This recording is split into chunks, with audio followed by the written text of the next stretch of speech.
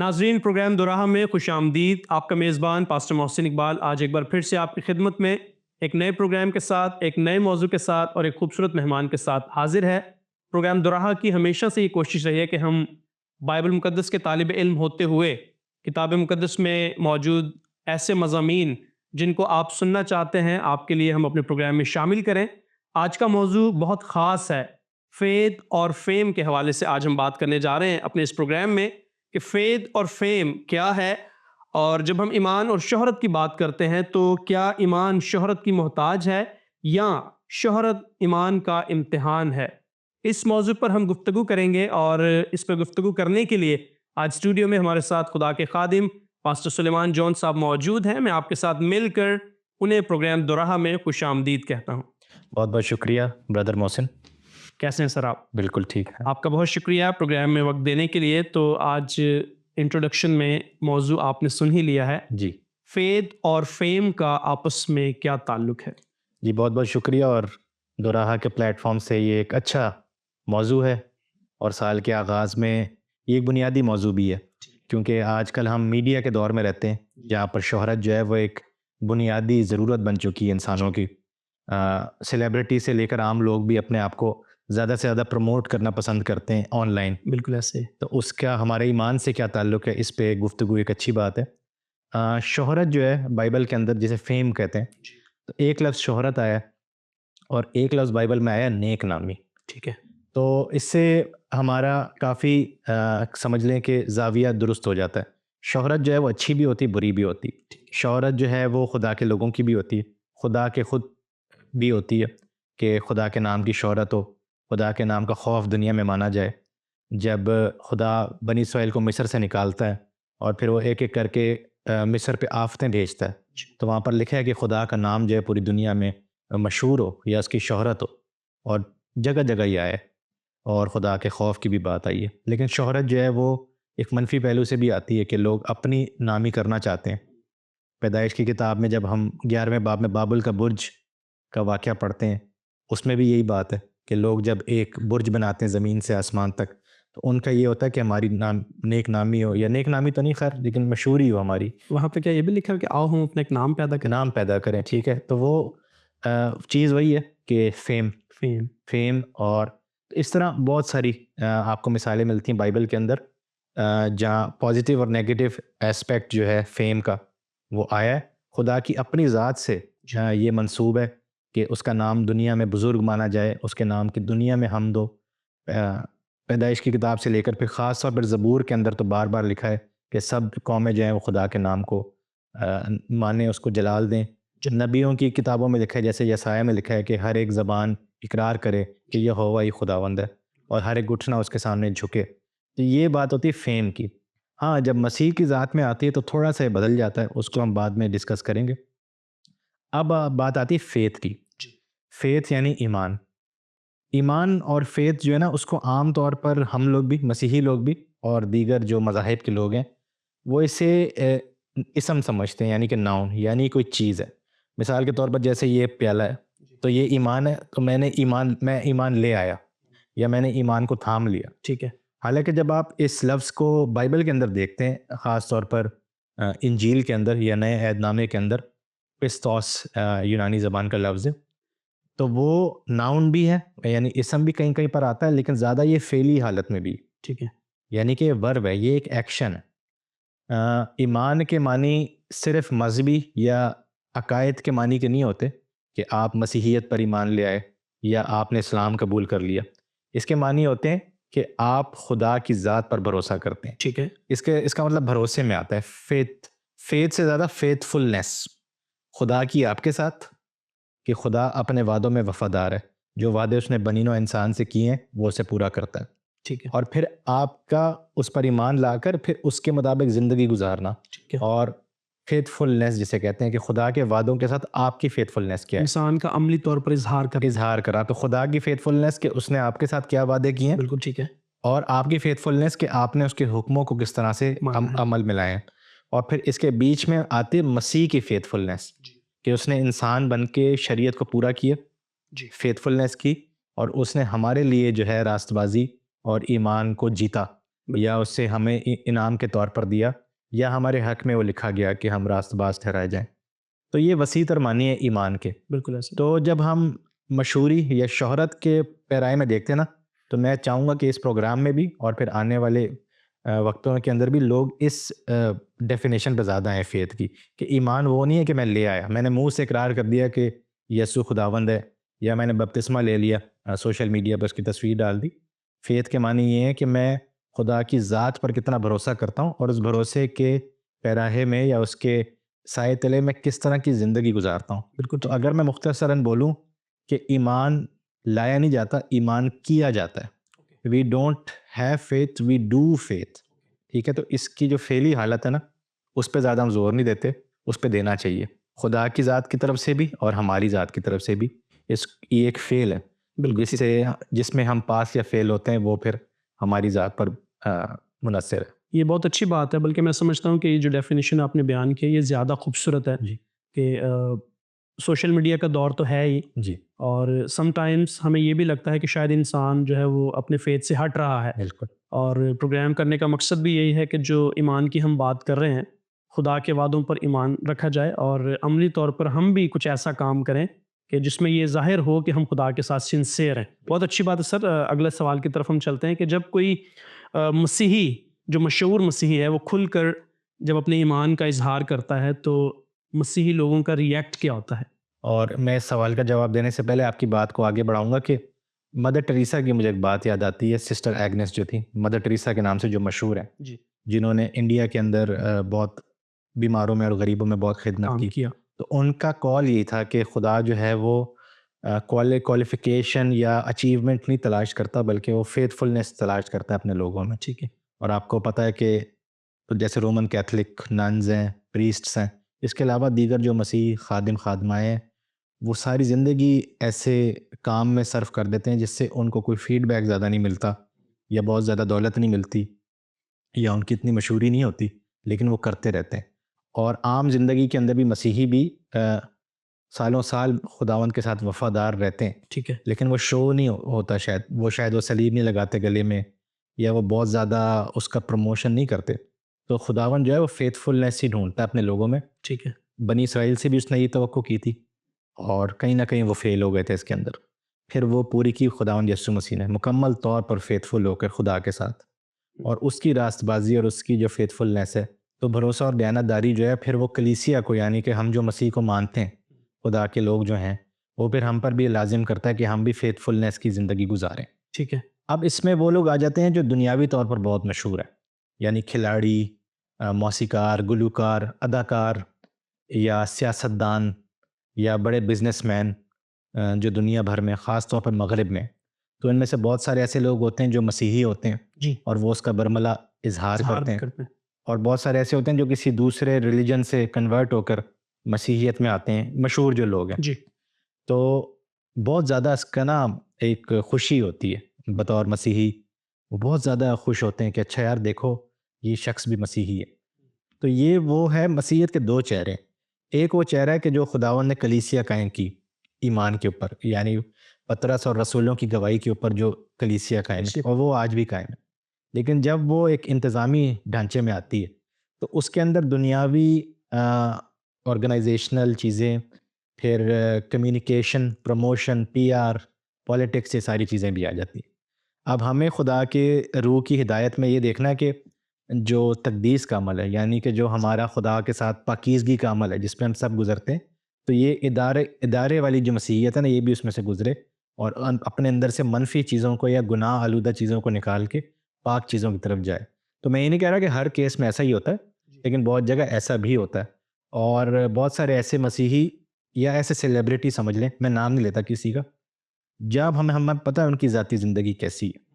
جی. ابھی اس نے مسیح کا نام لیا، ابھی تھوڑی دیر پہلے انسٹاگرام پہ ہم نے اس کی پوسٹ دیکھی ہوتی ہے جس میں وہ برہنہ بھی شاید کھڑا ہو، یا وہ شراب کے ساتھ یا دوسری منشیات کے ساتھ تصویریں کھنچوا رہا ہوتا ہے، تو پھر ایک دم سے وہ مسیحی ہو جاتا ہے. اب ہمیں پتہ ہے کہ شاید یہ ٹھیک نہیں ہے، لیکن پھر بھی ہم خوش ہوتے ہیں.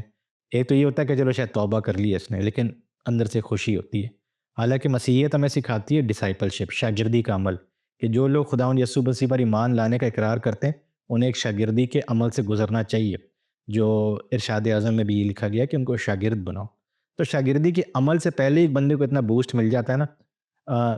میں یہ نہیں کہوں گا کہ 90%، لیکن میں کہتا ہوں 50% یہ کیسز پھر آگے جا کر ڈسکریجمنٹ کا باعث بھی بنتے ہیں، کیونکہ ان کا اگر آپ نے ایمان کا اقرار اتنا ہائی لائٹ کیا نا، تو پھر ان کا کوئی عیب یا ان کی زندگی کا گناہ وہ ڈبل ہائی لائٹ ہوتا ہے، اور پھر وہ پوری مسیحیت کے لیے پھر ایک اس کا باعث بنتا ہے، شرم کا یا افسوس کا باعث بنتا ہے. اور پھر وہی لوگ جو پہلے خوش ہو رہے ہوتے ہیں پھر وہ دھچکا کھاتے ہیں کہ یہ کیا ہو گیا، اور وہ مانتے بھی نہیں ہیں، پھر ڈیفینڈ کرتے ہیں اس کو، اور پھر ڈیفینڈ کرتے ہیں، پھر مان لیتے ہیں، پھر اس کے بعد بھول جاتے ہیں، اور پھر ایک نیا سیلیبریٹی جو ہے وہ آتا ہے. تو ہمیں تھوڑا سا احتیاط کرنی چاہیے. میں یہ نہیں کہہ رہا کہ خوش نہیں ہونا چاہیے. کلام مقدس میں لکھا ہے لوکا 15 باب میں کہ ایک آدمی کے توبہ کرنے پہ آسمان پہ جشن منایا جاتا ہے. جی. تو یہ تو ہے ٹھیک ہے، اور ہمیں اپنے کسی بہن یا بھائی جو مسیحیت میں آتا ہے، چاہے وہ مشہور ہو یا نہ مشہور ہو، تو ہمیں سیلیبریٹ تو کرنا چاہیے. لیکن اس کے بعد پھر ایک ڈسائپل شپ کا عمل ہے اس کے لیے، وہ بہت ضروری ہے. اور کلیسیا کے لیے ڈسرنمنٹ یعنی امتیاز کا عمل ہے کہ وہ بھی ساتھ ساتھ دیکھتے جائیں، جج نہیں کریں لیکن ساتھ ساتھ اپنے آپ کو بھی سب کو دیکھتے جائیں. اور پھر یہ نہ ہو کہ محور نہ بن جائے وہ شخص. اصل مقصد یہ ہے کہ آپ کا جو ایمان کا محور ہے وہ مسیح ہے، بالکل ٹھیک ہے، اس کو تکتے رہنا ہے ہم نے. تو اگر وہ سیلیبریٹی ہمارے لیے کرسچینٹی پر ایمان لانے کا وجہ ہے تو پھر یہ تو غلط ہے. مسیح وجہ ہونی چاہیے، آپ کی کلام مقدس وجہ ہونی چاہیے. سیلیبریٹی کا آنا یا نہ آنا اس سے فرق نہیں پڑنا چاہیے. بالکل ٹھیک ہے. ٹھیک ہے، اگر فرق پڑتا ہے تو پھر سیلیبریٹی کے جانے سے بھی فرق پڑتا ہے، کیونکہ بہت ساری سیلیبریٹی چھوڑتے بھی ہیں مسیحیت. جی بالکل، آپ نے اور پھر ہم ڈسکریج ہوتے ہیں. اور یہ تو اس بیلنس کو نا برقرار رکھنے کی ضرورت ہے. بہت ضروری ہے. ریئیکشن پہ آپ نے جو بات کی ہے، میں بالکل اس کو ضروری سمجھتا ہوں کہ کیونکہ آپ نے دونوں چیزوں پہ ڈسکس کیا ہے کہ جب وہ فیم مل رہا ہوتا ہے تو لوگ بڑے خوش ہوتے ہیں، لیکن ساتھ ہی جب وہ ڈی فیم ہو جاتے ہیں تو ڈسکریجمنٹ بھی آتی ہے. بالکل آتی. تو مرکز جو ہے وہ مسیح کی ذات ہی ہونی چاہیے، نہ کہ کوئی انسان. تو یہ بہت ضروری بات ہے. اور ایک اور سوال بھی اسی سے ملتا جلتا ہے کہ آپ کے خیال میں فیم جو ہے وہ فیتھ کو مضبوط کرتا ہے یا اس کو جو ہے وہ اس کے اصل کردار کو بے نقاب کر دیتا ہے؟ ہاں جی، اور یہ اسی سوال سے ملتا جلتا ہے کہ اب پھر جب فیم آ جاتا ہے تو پھر اس سے کچھ لوگ ہینڈل نہیں کر پاتے، سنبھالنا پڑتا ہے. تو یہ انسانی طور پر بہت مشکل ہے. ٹھیک ہے، اکثر یہ دیکھتے ہیں ہم کہ فیتھ نہیں، جو شہرت ہے وہ پھر انسان سے ہینڈل نہیں ہوتی، اور پھر کچھ نہ کچھ ایسا ہوتا ہے. بائبل مقدس کے اندر بھی ایسے واقعات موجود ہیں. داؤد کا واقعہ مجھے سب سے زیادہ اس کے اندر یاد آتا ہے کہ جب اسے خداوند نے سب کچھ دے دیا، شہرت دی، سب سے پہلے شہرت دی. جب وہ ابھی چھوٹا ہی تھا اور اس نے جاتی جولیت کو ہرایا تو پورے بنی اسرائیل کے اندر اس کی شہرت تھی. مطلب عورتیں اس کے لیے گانے گاتی تھیں اس زمانے میں. پھر وہ بادشاہ بنا، خدا نے اس کو سر بلند کیا. پھر اس نے ایک ایک کر کے سارے دشمنوں کو جو غیر اقوام تھی ان کو ہرایا، اور شکست، یعنی یہ بھی نہیں کہ بڑے لڑکے ہرایا، ان کو مکمل طور پر اس نے شکست دی. تو پھر وہ ایک دن اپنے محل کی چھت پہ کھڑے ہو کے پھر اپنے فوجوں کو دیکھتا ہے اور کہتا ہے میں مردم شماری کراؤں گا. خداوند اس سے ناراض ہوتا ہے. پھر اسی شہرت کے اسی آپ سمجھ لیں کہ اثر کے اندر وہ پھر آگے سنگین گناہ میں مبتلا ہو جاتا ہے، اور اسے چھپانے کے لیے پھر وہ ایک اور سنگین گناہ کرتا ہے. تو ویسے تو جو محلوں کے اندر یہ باتیں چھپ جاتی ہیں، لیکن کلام مقدس انہیں پھر ایکسپوز بھی کرتا ہے. تو یہ شہرت کا ایک پہلو ہے کہ جب انسان کو خدا جو ہے ایک شہرت دیتا ہے نا، تو اس کے ساتھ ایک ذمہ داری ہے. ہر جو نعمت ہے نا خداوند کی، اس کے ساتھ رسپانسبلٹی. اور شہرت جو ہے نا کچھ لوگوں کے لیے ضروری ہے. میں شہرت کے مطلب بائبل مقدس شہرت کے خلاف نہیں ہے، بٹ اگر ہم پریکٹیکلی بھی دیکھیں نا، آج جس دور میں ہم رہ رہے ہیں تو تھوڑی بہت نا آپ کو اپنے آپ کو پروموٹ کرنا پڑتا ہے. جی، نوکری لینے کے لیے کسٹمرز، یعنی جو آپ کا معاشی سلسلہ ہے اس میں تو بہت ضروری ہے. جو آپ کی سی وی ہوتی ہے اس پہ وہ کہتے ہیں تصویر کھنچواؤ اچھی سی، اپنے آپ کو پروموٹ کریں، ایکسپیرینسز لکھیں اپنا. اب یہ نہیں ہو سکتا کہ اگر آپ مسیحی ہیں اور آپ گئے ہیں نوکری لینے تو وہ آپ کو بولیں جی کیا کرتے آپ، مجھے تو کچھ نہیں آتا. اب یہ نہیں کہ وہ حلیمی دکھانے کے لیے جو آپ کی کوالیفیکیشن ہے، جو آپ کا کام ہے، وہ آپ نے ضرور کرنا ہے، کیونکہ وہ صلاحیت بھی آپ کو خدا نے دی ہے. اگر خدا نے آپ کو آکسفورڈ میں پی ایچ ڈی کرنے کا موقع دیا، یہ بھی خدا نے موقع دیا، آپ کو شہرت دی ہے. اگر خدا نے آپ کو کسی ملک کا وزیر اعظم بنایا، یہ بھی آپ کو خدا نے موقع دیا ہے. اگر خدا نے آپ کو بہت نوازا ہے کسی چیز سے، دولت سے، مال سے، خوبصورتی سے، ٹیلنٹ سے، تو یہ اس کا بھی حساب دینا اوپر جا کے. آپ اس کو یہ حلیمی کے لیے یا وہ میں کہیں گناہ نہ کر دوں تو میں پیچھے ہو جاؤں. اب وہ اس کو دبا نہیں سکتے. وہ بھی گناہ ہے کہ آپ نے خدا کی دی ہوئی نعمت کو دبایا. خدا اس کا بھی حساب لے گا آپ سے, ٹھیک ہے. لیکن جب آپ اب دیکھیں نا, ہو سکتا ہے خداوند کو کوئی کام ہو. آستر کی مثال ہمارے پاس اس کے اندر ہے. میں نے داؤد کی مثال دی شہرت کے سائیڈ ایفیکٹ کے طور پر. آستر کی مثال یہ ہے کہ خدا نے جب اسے منصب دیا تو وہ پوری قوم کی نجات کا باعث بنی. بالکل. اور پوری دنیا کی نجات, کیونکہ اگر اس ٹائم یہودی قوم بچی ہے تو اس میں سے پھر مسیحا آیا ہے جس نے دنیا کی نجات. تو آستر کی ملکہ بننے سے پوری قوم کے لیے نجات ہے. تو اس نے اپنے جو منصب تھا اس کو بڑا بخوبی نبھایا اور قوم کے لیے اس نے بڑا برکت کا باعث بنی. ابتدائی کلیسیا کے اندر بہت سارے لوگ تو تھے وہ جو نچلے طبقوں سے آئے تھے, جو بیمار تھے, بیوہ, یتیم, معذور. لیکن بہت امیر لوگ بھی تھے اس زمانہ میں جنہوں نے اپنے گھروں کو کھولا کلیسیا کے لیے. انہوں نے چرچز بنوائے اور ان کا بھی نام تاریخ میں ملتا ہے, کبھی نہیں بھی ملتا. لیکن انہوں نے اپنے اس مال و دولت کو, اپنی رتبے کو استعمال کیا خدا کی بادشاہی کے فروغ کے لیے, ٹھیک ہے, وسعت کے لیے استعمال کیا. تو ہمیں یہ بائبل کے اندر بھی یہ ڈائنامک ملتا ہے کہ یہ آزمائش تو ہے انسان ہوتے ہوئے. جب ہم, کیونکہ انسان اب بنیادی طور پر بچپن سے ہی ہمارے اندر ہوتا ہے کہ ہمیں لوگ پسند کریں, ہمیں پیار کریں. اور جب آپ کو یہ کہیں نہ کہیں آپ کی ڈیولپمنٹ میں چیزیں رہ جاتی ہیں نا, تو پھر اس کا اظہار بہت برے طریقے سے ہوتا ہے.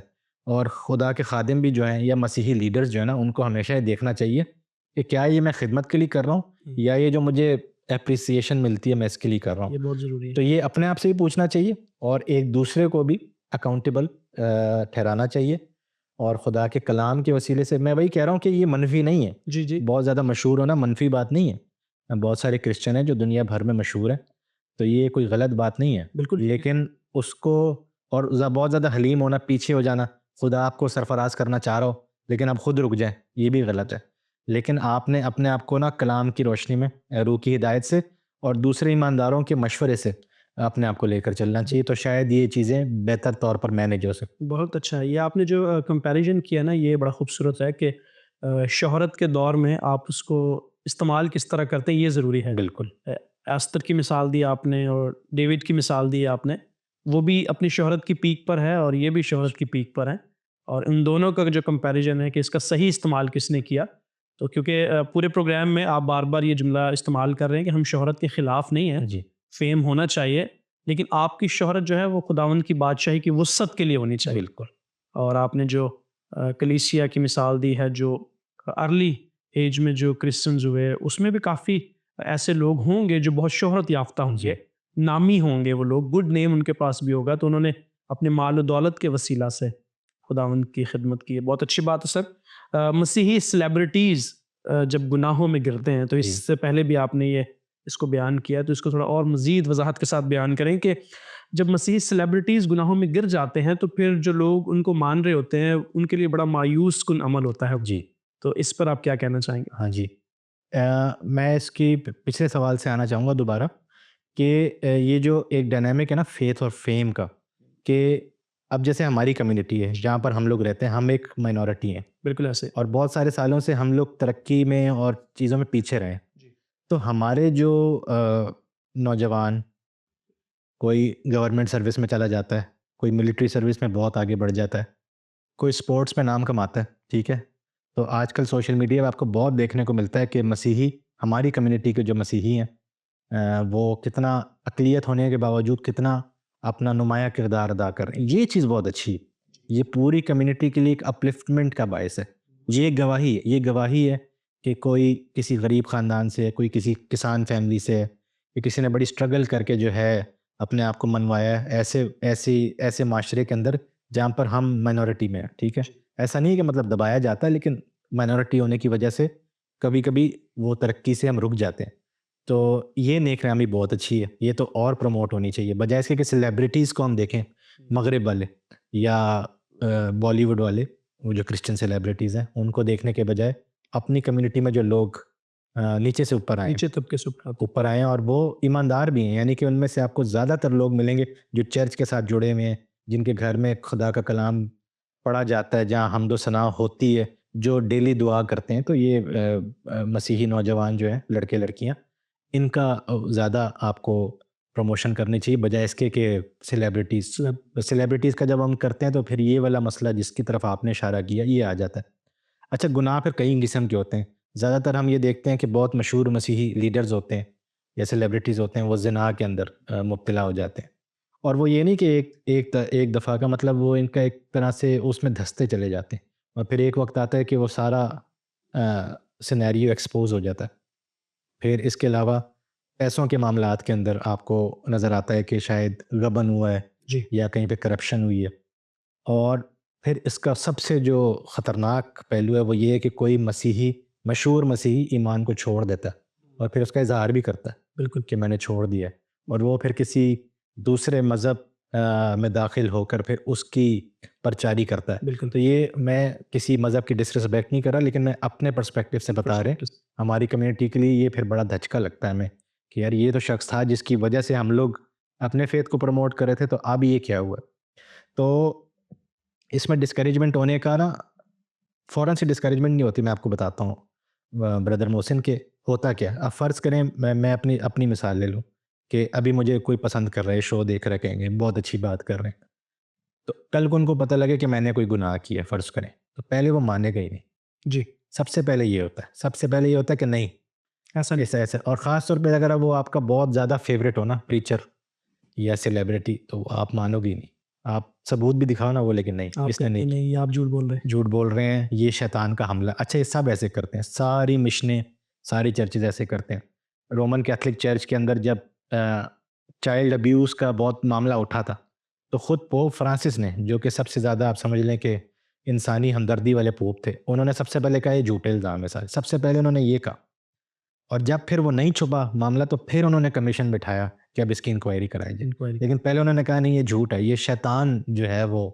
تو سب سے پہلے اپنے آپ کو سیلیبریٹی خود بھی بچاتا ہے جو مشہور ہے حالانکہ اس نے گناہ کیا اور پھر لوگ بھی اس کو ڈیفینڈ کرتے ہیں. داؤد بادشاہ والے واقعے کے اندر بھی یہی ہوا تھا کہ سب سے پہلے اس نے اپنے آپ کو بچانے کی کوشش کی تھی.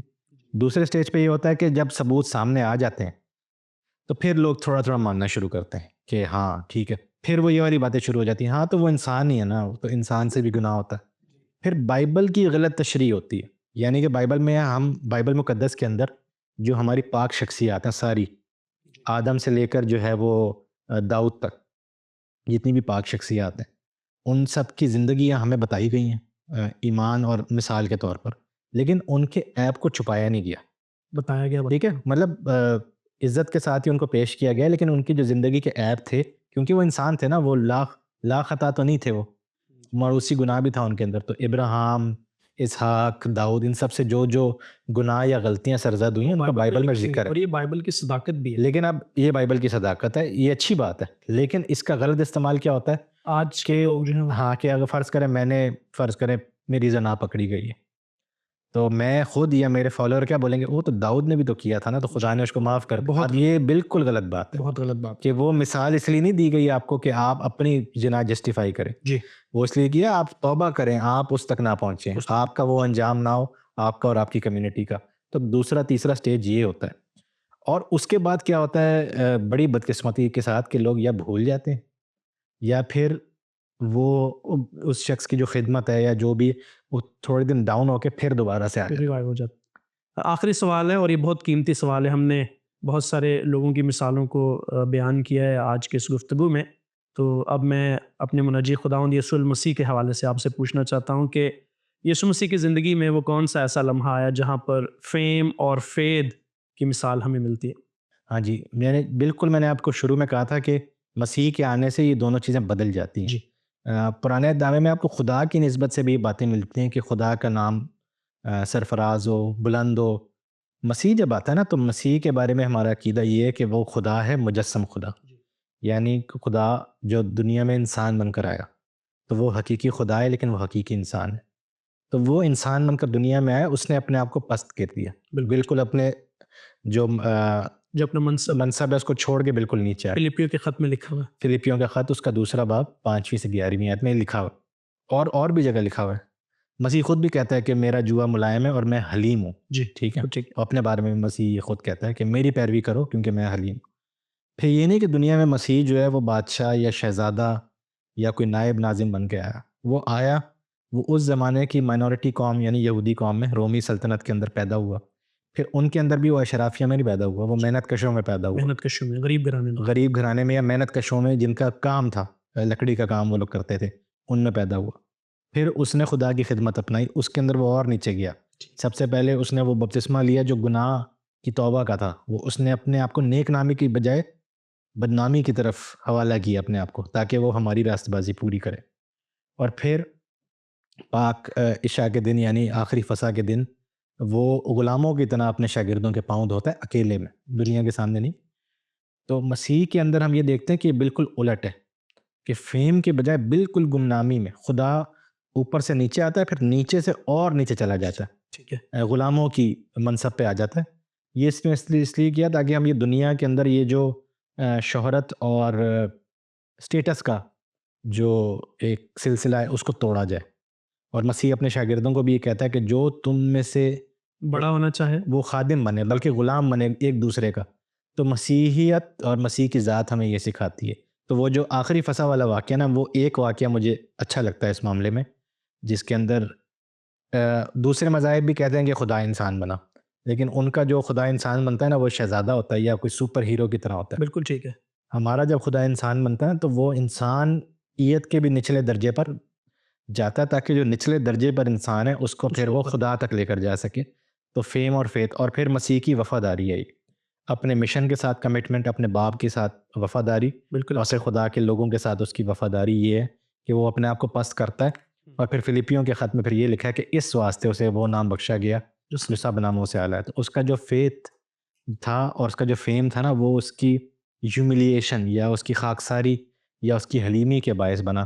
وہ حلیم بنا اور اس کے بعد خدا نے اسے سر بلند کیا. میرے خیال سے یہ پیٹرن زیادہ اچھا ہے بجائے اس کے کہ ہم جو دوسرا پیٹرن ہم نے ڈسکس کیا تھا اس کی طرف ہم جائیں. یہ زیادہ اچھا, بلکہ یسوع مسیح کی زندگی میں ہمیں یہ بھی ملتا ہے, جب وہ معجزات بھی کیا کرتے تھے تو کبھی یہ نہیں کہتے تھے کہ جا کے اس کی مشہوری کرنا, بلکہ کہتے تھے نہ بتانا. بہت شکریہ سر, تھینک یو ویری مچ.